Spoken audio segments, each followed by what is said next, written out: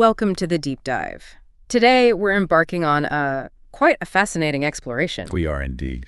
We're diving into a number that just seems to, well, whisper its significance across a really vast range of human experience. Mm-hmm.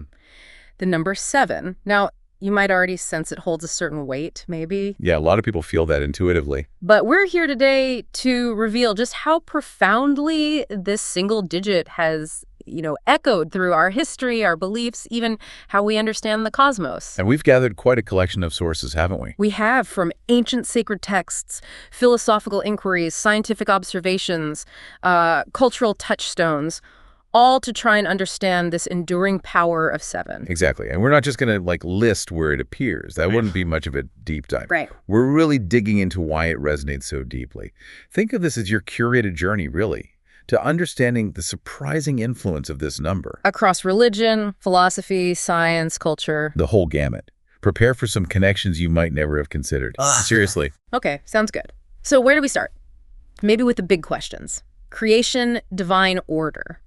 That makes sense. Yeah. It's actually striking how often 7 appears right there at the foundations of religious belief. That really is. Yeah, I mean, take the Judeo-Christian tradition. The creation story itself sets this powerful precedent, right? 6 days of creation. And then the 7th day of rest, the Sabbath. So Yeah. right away, 7 gets framed as this number signifying completeness, divine order. And that's just the starting point. Oh, totally. The Bible is just packed with 7s. You've got Noah told to take 7 pairs of clean animals onto the ark. Right. The 7 lamps of the menorah, which people interpret in different ways, maybe the 7 days of creation, or even the 7 classical planets known back then. And it's not just scattered mentions, is it? Like the book of Revelation. Oh, absolutely. Yeah. Revelation uses 7 as a central organizing principle. You have sequences of 7 churches, 7 seals, 7 trumpets. It really hammers home that idea of a divinely structured reality. It does. And then there's the ethical stuff, too, the 7 virtues versus the 7 deadly sins. Yeah. It maps out this whole moral landscape. Yeah. It's almost like 7 gives you a sense of totality. Totality, that's a good word for it. And this reverence, this focus on 7, it carries right over into Judaism in really profound ways. How so? Well, the idea of the world created in 7 days, that's fundamental. The 7-branched menorah, again, a super powerful symbol, linked to creation, maybe those 7 celestial bodies. The planets and the sun and moon. Exactly. And then you get into Kabbalah, Jewish mysticism. It talks about 7 lower Sephirot. Jethro. Yeah, they're seen as these fundamental emotive attributes or emanations shared between God and humanity. Sort of a 7-fold bridge, you could say, between the divine and the material. Interesting, like levels of connection. Kind of. And you also find the idea of 7 heavens in traditional Jewish cosmology, that layered universe idea. Which we also see elsewhere, right? Moving eastward, Islam seems to have similar patterns. We do. Islamic cosmology often describes 7 heavens, again arranged in layers. It echoes that multi-tiered celestial structure. Makes you wonder. Yeah, if it was just a widely held ancient view of how the cosmos worked. Could be. And think about the Hajj pilgrimage, the circumambulation, walking around the Kaaba. It's done 7 times. Clearly a very significant ritual number. Wow. Okay. And Islamic tradition also mentions 7 layers of earth, which contrasts interestingly with the 8 gates of paradise. Oh, 8 for paradise. Yeah, little nuance there, but it still keeps 7 within that context of divine structure, maybe just below ultimate paradise.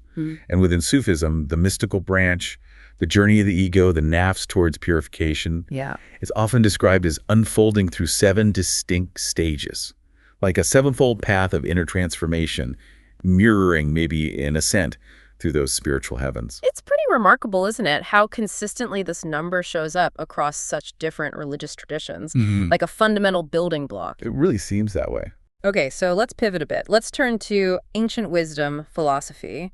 How did they grapple with 7? Ah, the Pythagoreans. You have to start with them, right? The number guys. Exactly.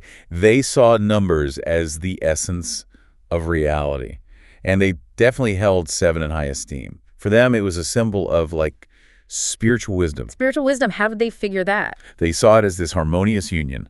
3 representing the heavens of the soul, plus 4 representing the earth of the body. 3 plus 4 is 7, spirit and matter joined. Okay, I see. The combination.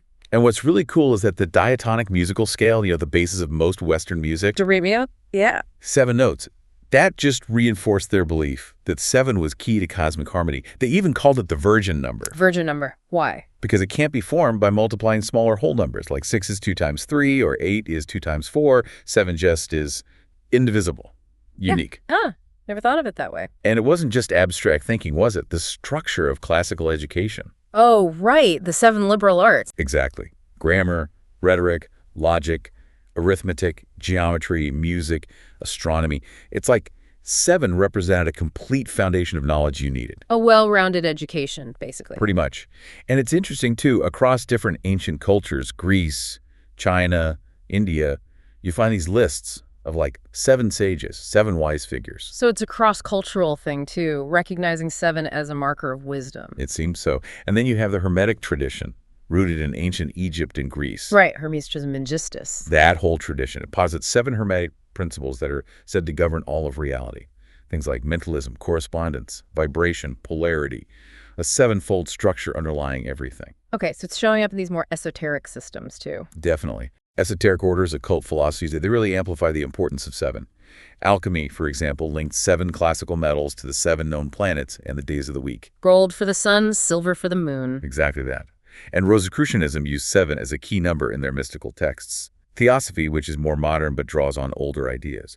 What about them? They talk about a 7-fold constitution of humanity and cosmic evolution happening in cycles of 7. 7 rounds on 7 planetary chains. Sis. It gets complex. It sounds complex. But what's striking is that recurring idea. 3 plus 4 equals 7. The spirit and matter thing again. Yeah, that interplay. A spiritual triad interacting with a material quaternary, creating a complete whole. Theosophists like Blavatsky saw 7 as this symbolic marriage of the divine and the universe. Integration, completeness. Wow. So from these grand religious stories to complex philosophies, 7 keeps popping up. Order, completion, bridging different levels of reality. That seems to be the common thread. Okay, so let's shift again. How does this play out in, say, spiritual systems today? Meditation, maybe numerology? Well, in spiritual practices, the 7 chakras in yoga and Ayurveda are probably the most well-known example, Oh, right? sure, the energy centers. Yeah, these 7 energy centers along the spine, understood as vital for our physical, emotional, spiritual well-being. The whole idea of Kundalini energy rising through them. From the root to the crown. Exactly. It's basically a 7-stage process of self-discovery, realization. Yeah. Balancing those chakras is seen as key to holistic health. Makes sense. And what about numerology? I know 7 is considered important. Oh, hugely important. Numerology sees numbers as having energetic vibrations, right? Yeah. And 7 is consistently portrayed as the number of the seeker, the sage, someone introspective, analytical, drawn to spiritual truth, mysteries. The thinker, the mystic. Precisely. It's considered highly metaphysical. Wisdom, intuition, inner knowing, that's the vibe of 7 in numerology. You know, it's interesting how many people just feel 7 is lucky. It is interesting. And there might actually be a cognitive reason for that, sort of. Oh, yeah. Like what? Well, the psychologist George Miller, back in the 50s, famously suggested our short-term memory capacity is typically about 7 items, give or take 2. Miller's Law, right? 7 plus or minus 2. That's the one. And even early telephone numbers often had 7 digits, maybe partly reflecting that cognitive limit. So our brains might just naturally like grouping things in 7s. Huh. So it feels natural. Could be part of it. Mm-hmm. And this isn't just a Western thing either. Lots of meditation systems across cultures use 7-step frameworks. Like what? Like the Sufi Lataif, 7 subtle energy centers, or 7 grades of love in some Christian mystical paths. Buddhism has the 7 factors of enlightenment. It's like there's this intuitive sense that a 7-stage process leads to transformation. A complete cycle of experience needed for growth. That seems to be the idea. Completeness again. Okay, fascinating. Let's move into structure and form. Geometry. Does 7 mean anything special there? It does, but in a kind of unique way. Yeah. In basic Euclidean geometry, shapes you can draw. Yeah. The regular heptagon, 7 equal sides, 7 equal angles, it actually holds a special status. Why is that? Because it's the first regular polygon you can't construct perfectly using just a compass and straight edge. Really? You can do a triangle, square, pentagon, hexagon, but not a heptagon. Not perfectly. Not with just those tools. This limitation gave it this distinct, almost intriguing quality for ancient mathematicians. It was just beyond reach in a way. Wow, okay. That's different. And what's interesting is, even in more advanced math, like way beyond high school geometry, 7 keeps appearing in significant ways. Sphere packing, for instance. Stacking balls efficiently. Yeah, basically. Yeah. Figuring out the densest way to pack spheres. In 7 dimensions, apparently, there are some exceptionally neat and symmetrical ways to do it. 7 dimensions. Okay, my brain hurts now. Yeah, it gets abstract. And there's something called the phenoplane in finite geometry. It has exactly 7 points and 7 lines. Very fundamental.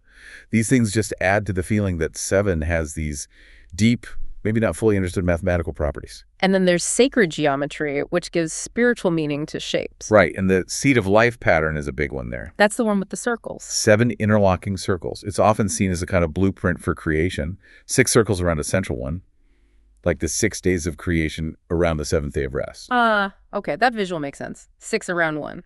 Yeah, or think of 6 directions, north, south, east, west, up, down, plus the center where you are. That makes 7. A complete spatial framework. And you see 7 elsewhere in nature too, right? Like rainbows? 7 colors in the rainbow, classically. 7 notes in the musical octave. Some people connect these natural 7s to the symbolic 7 heavens, or the 7 chakras, suggesting this fundamental 7-ness playing out on different levels. It's like 7 marks a boundary, maybe. The edge of what's easily defined or built, hinting at something more complete, just beyond. That's a really nice way to put it. A boundary hinting at transcendence. Okay, let's look up. To the cosmos. Astronomy. What about 7 there? Oh, this is a huge one historically. The 7 classical celestial bodies. The ones you can see without a telescope. Exactly. The Sun, the Moon, Mercury, Venus, Mars, Jupiter, and Saturn. For thousands of years, those 7 lights were the entire known planetary system. They defined the cosmos for ancient observers. Everything revolved around them, or seemed to. Right, and the Babylonians, who were incredible astronomers for their time, paid super close attention to these 7 moving lights. They linked them to their gods, and this reverence heavily influenced their calendars, their myths. And didn't the idea of 7 heavens come from them? It has roots there, yeah. In ancient Mesopotamian cosmology, this idea of 7 celestial spheres just permeated the ancient world. It influenced early Jewish and Islamic views of the cosmos, too. And the biggest legacy is still with us every day, right? A 7-day week. Absolutely. Each day was originally dedicated to one of those 7 celestial bodies. Sunday, Moon Day, Mars Day, Mardi, Mercury Day, Mercredi, Jupiter Day, Judy, Venus Day, Vendredi, Saturn Day. And we still use those connections in many languages. It's amazing how that's stuck. It really is. Yeah. Even though we know the solar system is way bigger now, that ancient framework left this indelible mark on how we structure time, how we think about the week. It's funny, too. Sometimes you see 7 pop up in modern contexts, like the space shuttle crews often had 7 members. Yeah. Maybe an unconscious nod to that history. Who knows? But it shows how deep those early observations run. Okay, so from the visible planets, let's move into the more symbolic side. Astrology, esoteric cosmology. Right. Well, in astrology, those 7 classical planets are still absolutely central. They're seen as the main forces influencing the zodiac signs and, obviously, the days of the week. Astrologers built whole systems around them. For centuries, intricate systems interpreting the movements and relationships, the aspects between these 7 archetypal bodies, and the moon's phases. They're about 7 days apart, roughly? Exactly. New moon, first quarter, full moon, third quarter. Each phase is about 7 days. That reinforces 7 within time cycles from an astrological view, too. And you mentioned Saturn before. The 7-year cycles. Yeah, that's a fascinating one. Ancient astrologers noticed that Saturn, the slowest of the visible planets, takes about 29.5 years to orbit. So roughly every 7 years, it makes a stressful aspect a square or opposition to where it started. So stressful points every 7 years or so. That was the observation, and it led to this idea that life unfolds in 7-year stages, marked by Saturn's challenges or transitions. And, that gave rise to the whole popular idea of the 7-year itch in relationships. Huh. I always wondered where that came from. Saturn. Apparently so.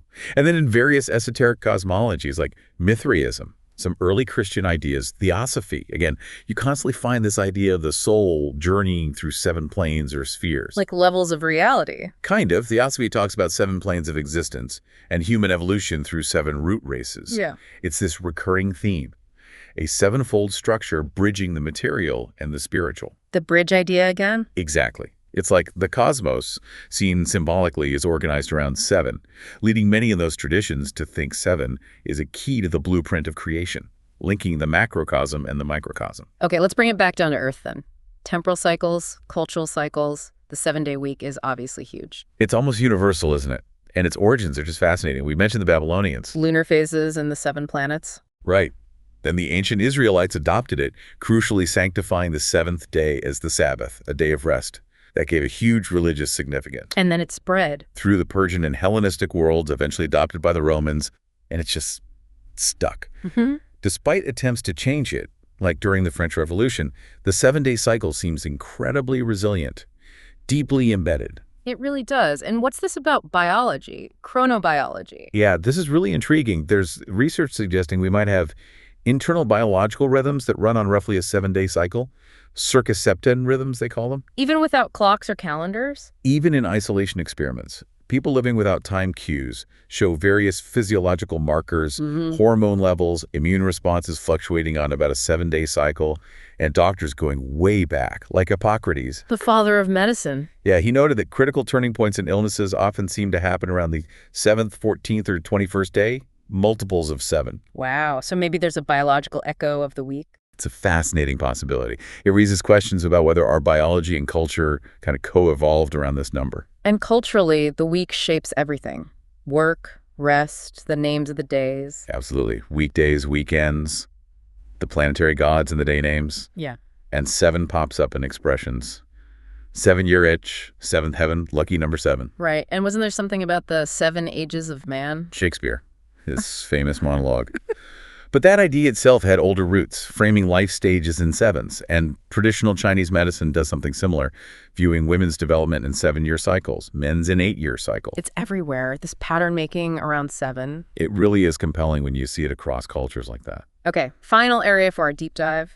Symbolism, archetypes, myth, art. This feels like where the imaginative power of 7 really shines. Oh, absolutely. Fairy tales and legends are just full of it. Snow White and the 7 Dwarfs is the classic example, right? Can't escape that one. But there are countless others. Princes having to perform 7 tasks. Journeys to the 7 corners of the world. Often, the youngest of 7 siblings has special powers. It's like a default significant number in folklore. 7 years bad luck for breaking a mirror. That too. And it goes deeper into mythology. Mesopotamian myths had 7 powerful demons. Egyptian underworld myths talk about 7 gates to pass through. Even ancient historians noticed it. Right. Apollonios mentioned the Egyptians holding 7 sacred, linking it to life cycles, farming cycles. And psychology gets involved too. Jung. Carl Jung, yeah. He saw numbers as fundamental archetypes, universal patterns in our psyche. And for Jung, 7 was a really potent symbol of integration, wholeness. Bringing things together. Exactly. Unifying different aspects of the self. He thought it often showed up in dreams or art for that reason. He even wrote a major mystical work called 7 Sermons to the Dead, structured in 7 parts, of course. Of course. And modern stories, movies, books. Still there. People talk about the 7 basic plots for all storytelling. You get movies like The Magnificent Seven or just 7. That dark thriller, yeah. Iconic titles playing on that resonance. Pop culture loves it too. James Bond, Doubles of 7, slot machines hitting 777s, game shows. Why do you think it's so popular? Just luck? Maybe partly. But global surveys have actually shown 7 is often cited as people's favorite number worldwide. Yeah. Maybe it's the positive cultural references, its unique mathematical feel. Maybe something deeper. And some people take it even further, right? Connecting it to frequencies. Yeah, there are perspectives like that out there. For instance, some keen observers, like those at 369forecast.com, they actually propose that this powerful frequency associated with 7 represents a fundamental way of life. A way of life. Yeah, the idea being that if you have a keen eye, you can potentially harness this frequency to, well, predict or understand different aspects of the world around us. It's an interesting modern interpretation, building on that long history. So, wrapping this all up, it's pretty undeniable, isn't it? 7 is way more than just a digit on a number line. Absolutely. It's woven deep into the fabric of how we've understood the cosmos, our place in it, the stories we tell. We've seen it representing completeness, perfection in religion, A key to patterns in philosophy and esoteric thought. a subtle but persistent presence in science and math. And just this powerful, recurring symbol in culture, myth, art. And the reasons, maybe it's the moon, the planets we could see. Maybe it's our brain's memory limits, like Miller suggested. Maybe it's just centuries of cultural reinforcement. Or maybe there's just something ineffable about it still, something mysterious. Perhaps it really does symbolize that journey, moving through 6 stages to get to a 7th point of completion, integration, transformation. That's a compelling idea. So maybe a final thought for you listening. As you go about your day, just notice when 7 appears. In your life, in the world around you. Yeah. Could it be more than just coincidence? Maybe a little reminder of the patterns, the connections, perhaps even an underlying order shaping our world. Something to think about.